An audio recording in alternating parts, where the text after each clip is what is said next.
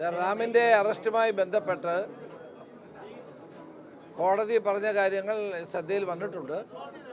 തീർച്ചയായിട്ടും ഏതെങ്കിലും ഉദ്യോഗസ്ഥന് അതിൽ വീഴ്ച ഉണ്ടായിട്ടുണ്ടെങ്കിൽ അക്കാര്യം പരിശോധിക്കാൻ DGPയോട് ആവശ്യപ്പെട്ടിട്ടുണ്ട്. അദ്ദേഹം അത് പരിശോധിച്ച് നടപടി വേണമെങ്കിൽ തീർച്ചയായും നടപടി ഉണ്ടാകും.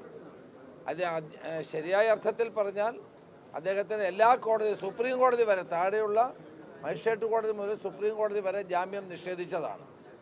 പിന്നീട് ഏതെങ്കിലും ഉദ്യോഗസ്ഥന്മാരുടെ ഭാഗത്ത് വീഴ്ചയുണ്ടെങ്കിൽ തീർച്ചയായിട്ടും ആ കാര്യത്തിൽ നടപടിയെടുക്കാൻ DGPയോട് ഞാൻ നിർദ്ദേശിച്ചിട്ടുണ്ട്. അദ്ദേഹം അത് പരിശോധിച്ച് വേണ്ട നടപടി സ്വീകരിക്കും. ആദ്യം മുതൽ തന്നെ ഈ കേസിനകത്ത് ഞങ്ങൾ പോലീസ് ഇരയോടൊപ്പമാണ്.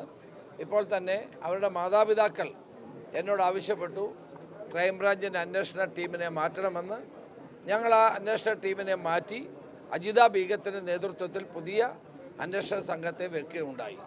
അപ്പോൾ ഇത് ആ സംഭവം ഉണ്ടായ ശേഷം അവരുടെ മാതാപിതാക്കൾ പറഞ്ഞതനുസരിച്ച് തന്നെയാണ് ഇപ്പോൾ നടപടി സ്വീകരിച്ചിട്ടുള്ളത്.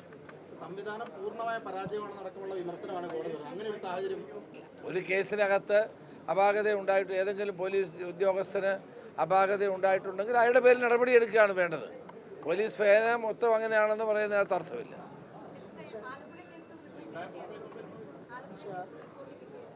ആലപ്പുഴ കേസിൽ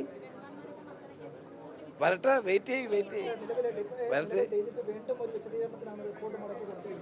നിങ്ങൾ വെയിറ്റ് ചെയ്യും, നമുക്ക് സമയമുണ്ടല്ലോ.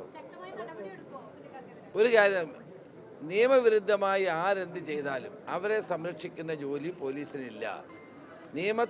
നിയമം പാലിക്കലാണ് പോലീസിൻ്റെ ചുമതല. നിയമം വിട്ട് നിയമരഹിതമായി പ്രവർത്തിക്കുന്ന ആളുകൾ ആരെങ്കിലും ഉണ്ടെങ്കിൽ അവരൊക്കെ നിയമത്തിൻ്റെ മുമ്പിൽ ബാധ്യസ്ഥരായി വരും. സംശയം അതൊക്കെ നിങ്ങൾ വെയിറ്റ് ചെയ്യും. ഗവൺമെൻറ്റേതായ രീതിയുണ്ട്. ആ കസേരയിൽ ഇരിക്കുമ്പോൾ ആ രീതി അനുസരിച്ചല്ലാതെ എനിക്ക് പ്രവർത്തിക്കാൻ പറ്റുമോ?